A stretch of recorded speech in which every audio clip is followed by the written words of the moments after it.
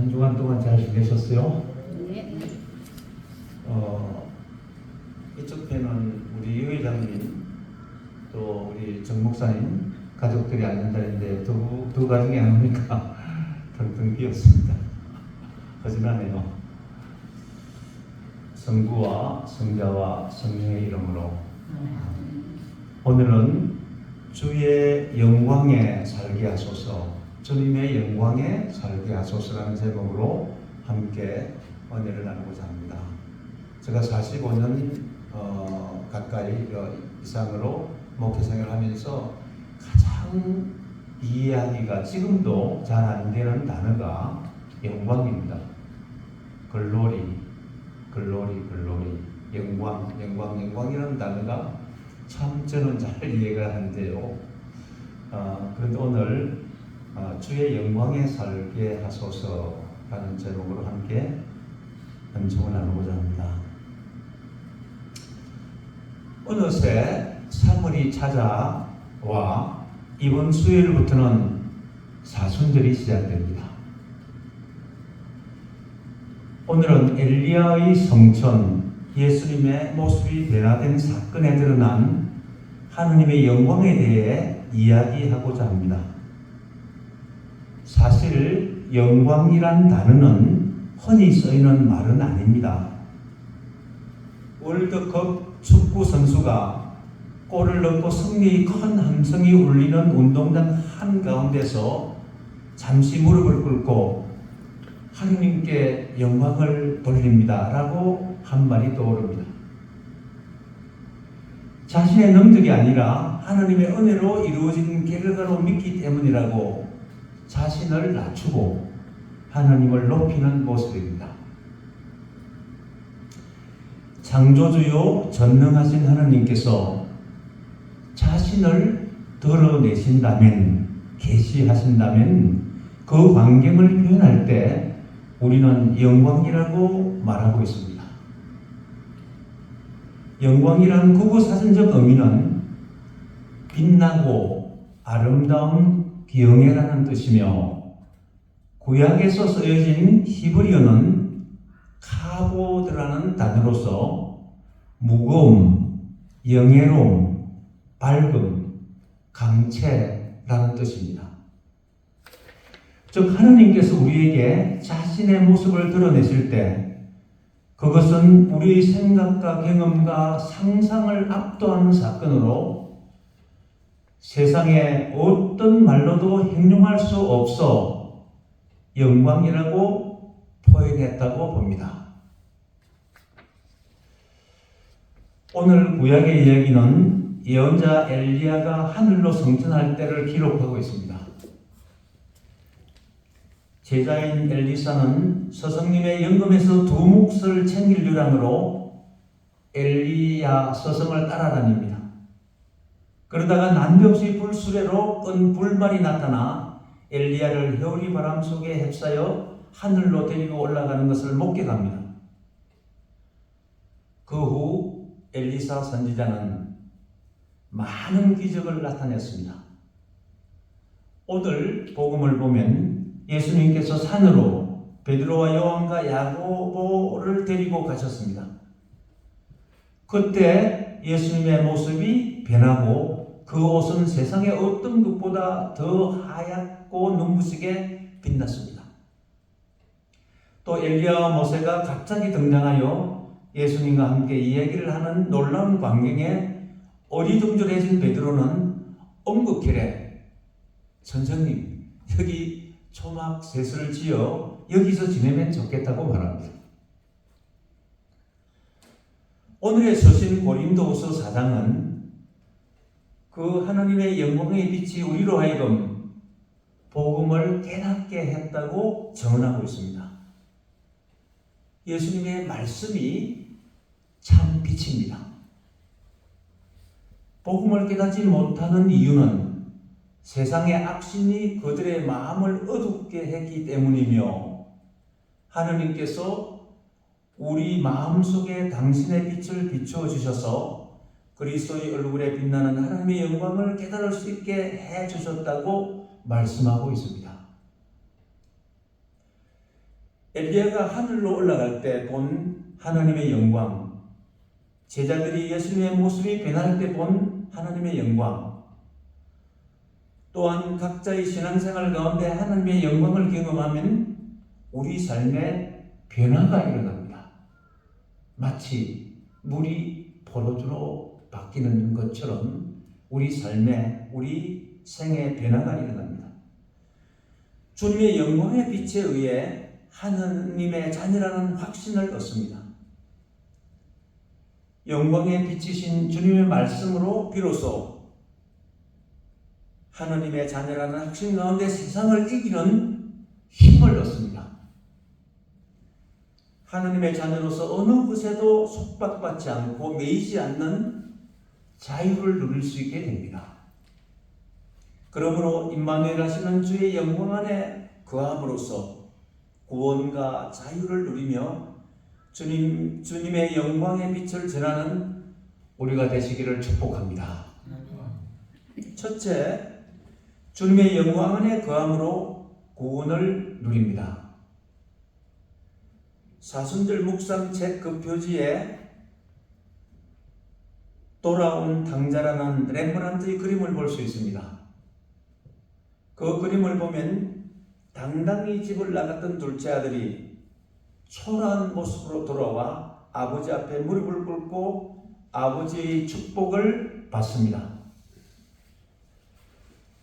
성경 본문에서는 아들을 기다리는 아버지는 멀리서 오는 아들을 알아보고 맨발로 달려가 그를 껴안고 금가락지를 깨주고 신발을 신겨주며 잔치를 베풀었다고 합니다. 우리는 둘째 아들처럼 하나님을 배반하고 떠나 제 멋대로 살았으며 욕심과 허영의 굴레 안에 갇혀 살았습니다.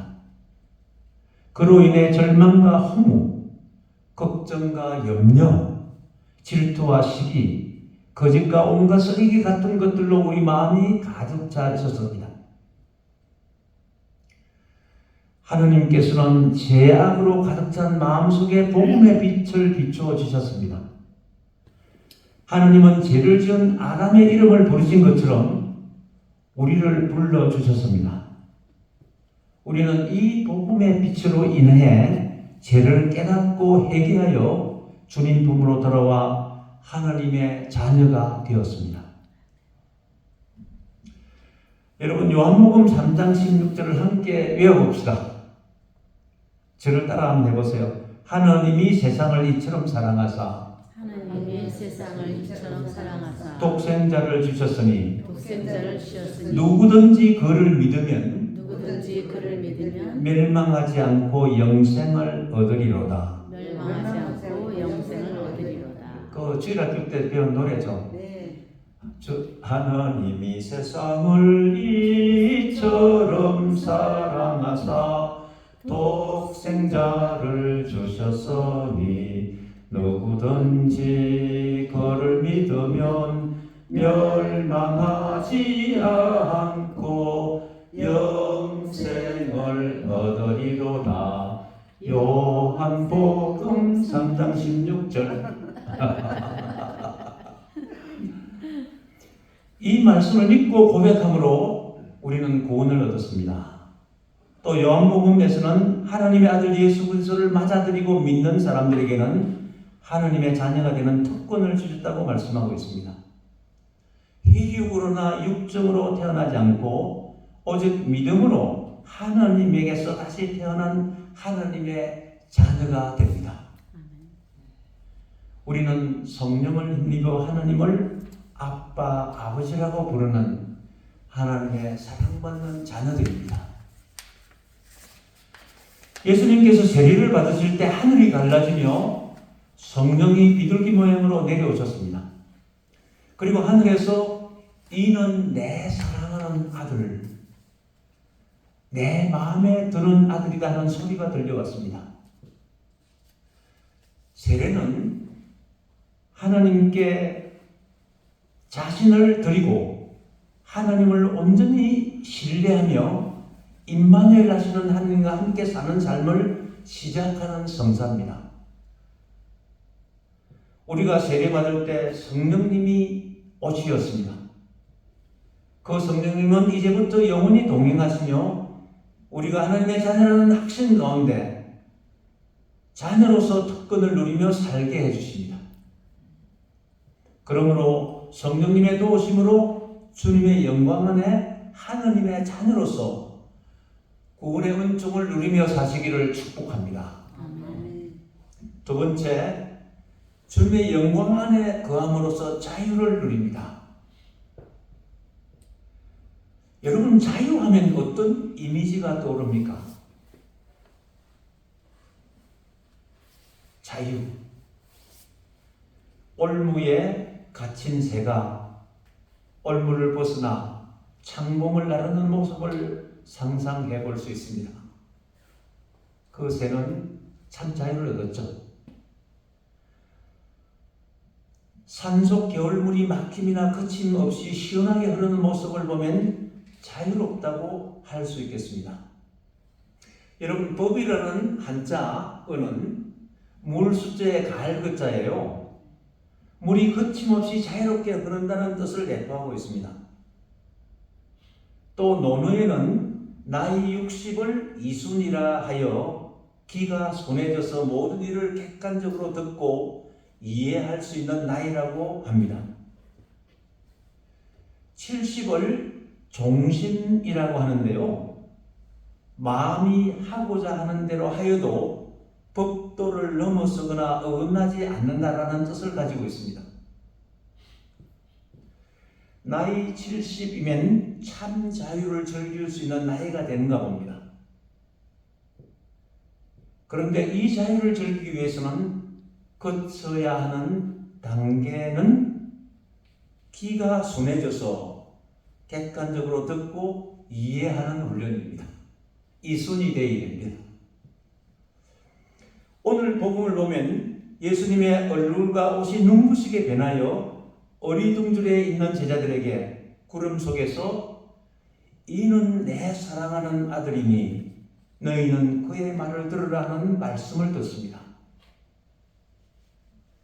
예수님은 진리 자체이고 예수님의 말씀은 하느님께서 내려주신 하느님의 법입니다.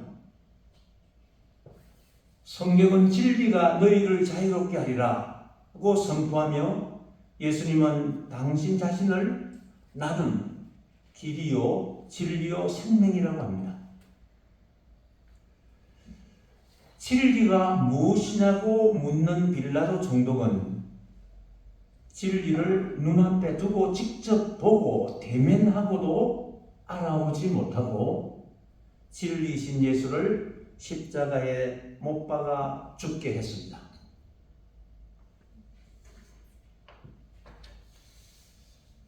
사람이 되어 오신 하나님이 예수라는 인간의 옷을 입으셨습니다. 그의 말씀에 하나님의 영광이 있습니다. 그러므로 그 말씀을 듣고 행하면 참된 구원과 자유를 누리게 됩니다. 그 말씀은 진리이고 진리는 우리를 자유롭게 하기 때문입니다. 어떤 것에도 거침없는 자유, 창공을 훨훨 나르는 자유, 삶과 죽음에 얽매이지 않는 자유를 누릴 수 있습니다. 말씀을 듣고 따름으로 주님의 영광 안에 참 자유를 누리시기를 축복합니다. 끝으로 주님의 영광 안에 거함으로 복음의 사도가 복음의 전도자가 되기를 바랍니다. 유안드레 회장님께서는 전도가 신자들의 특권이요 의무라는 것을 깨닫고 서울에서 신자 생활을 하실 때 폭풍 전도단을 만들어 교우들에게 전도 훈련을 시키셨습니다. 전도를 잘하기 위해서 발 마사지도 배우셨다고 합니다. 그는 한 영혼이라도 천하보다 소중한 한 영혼이라도 전도하여 하느님 품으로 돌아오게 하는 것이 그의 꿈이었습니다. 하느님께서 얼마나 기뻐하셨을까요? 예수님의 제자들은 자기들 자신을 선전하지 않고 단지 하나님이 이 세상을 사랑해서 외아들 예수를 보내주셨다는 것과 그분께서 우리 죄를 대신 지고 십자가에 죽으셨다는 것, 그분이 이제는 죽음에서 무덤에서 부활하셔서 성령으로 우리와 함께 계시다는 이 사실을, 이 기쁜 소식을 목숨을 바쳐 전했습니다. 제자들 중에는 학식이 부족하거나 언변이 서툰 사람도 있었습니다. 때로는 갈대 같은 믿음으로 흔들리며 갈등하기도 했습니다. 그러나 세상에 오신 주님의 영광, 세상을 비추는 주님의 영광의 빛이 너무나 커서 어떤 희생도 감내할 수 있었습니다. 우리도 주님의 영광의 빛 안에서 주님의 영광을 전하지 않을 이유가 없습니다. 모세가 하나님의 율법을 받고 산에서 내려올 때 그의 얼굴에는 너무나 찬란한 광채가 빛나서 이스라엘 사람들이 감히 그 얼굴을 쳐다보지 못했다고 합니다. 사도 바울은 문자의 심부름꾼도 그렇게 영광스러웠다면 성령의 심부름꾼은 얼마나 더 영광스럽겠냐 하며 우리에게 말씀하십니다. 우리는요, 영광의 도구입니다. 세상을 둘러봅시다. 얼마나 죄가 만연하는지요. 얼마나 거짓과 속임이 많은지요. 입만 열면 거짓말을 하는 지도자도 있습니다. 세상의 악신이 활개를 치고 있습니다. 사람들의 마음을 속이고 어둡게 하고 있습니다. 그러므로 세상 속에 빛이 된 우리는 그리스도의 빛을 높이 들고 그 영광의 빛을 어둠과 죽음 속에 사는 사람들에게 비추어 줘야겠습니다. 그것이 주님께서 우리를 세상에 보내시는 이유입니다. 예수님께서 이 땅에 태어나실 때 하늘 높은 곳에는 하나님께 영광, 땅에서는 그가 사랑하시는 사람들에게 평화, 주 하나님 하늘의 임금이여 주님의 영광을 찬미합니다라는 천사들의 노래가 울려 퍼졌습니다. 영이신, 우리가 볼 수 없고 만질 수 없는 영이신 하나님이 육신을 입고 아기 예수로 오심으로 하나님의 영광이 드러났습니다. 하나님께서 당신의 영광의 빛을 비추어 주셔서 우리는 구원을 얻었습니다. 그 영광의 빛 안에 거침없는 자유를 누리고 있습니다. 그 영광의 빛은 이제 우리 손에 있습니다. 죽음의 그늘진 어둠 속에 사는 사람들에게 주님의 영광의 빛을 전하고 영광을 드러내는 저와 여러분이 되시기를 다시 한번 축복합니다. 아멘.